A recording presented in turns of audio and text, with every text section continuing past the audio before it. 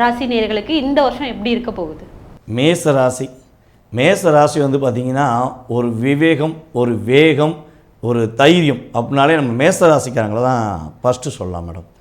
அதே போல் இந்த மேச ராசிக்கு 7.5 சனின்னு வருது. 7.5 சனினால் பாதிப்பு இருக்கா அப்படிங்கிற ஒரு கேள்வி ஃபஸ்ட்டு வருது.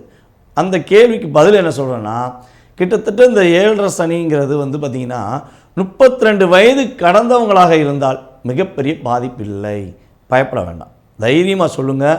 பயப்படாமல் சில விஷயங்களை மட்டும் கவனம் செலுத்த சொல்லுங்கள். கண்டிப்பாக மேசராசிக்காரங்க அடுத்த கட்ட நகர்வை நோக்கி பயணிக்க முடியும். இதை எப்படி சொல்கிறோம் அப்படின்னா, கிட்டத்தட்ட 2.5 வருஷமாகவே சனி பகவான் வந்து பார்த்திங்கன்னா காலபுருஷன் ராசிக்கு மேச ராசிக்கு 11ஆம் இடத்துல அமர்ந்து உங்களை பார்த்துக்கிட்டே இருந்தார் மேசராசிக்காரங்களை.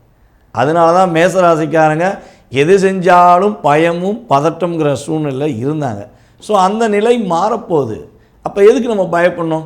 மேசராசிக்காரங்க சனி பயிற்சின்னு எதுக்கு பயப்படணும்? பயப்பட தேவையில்லை, நிதானமாக இருக்கலாம்.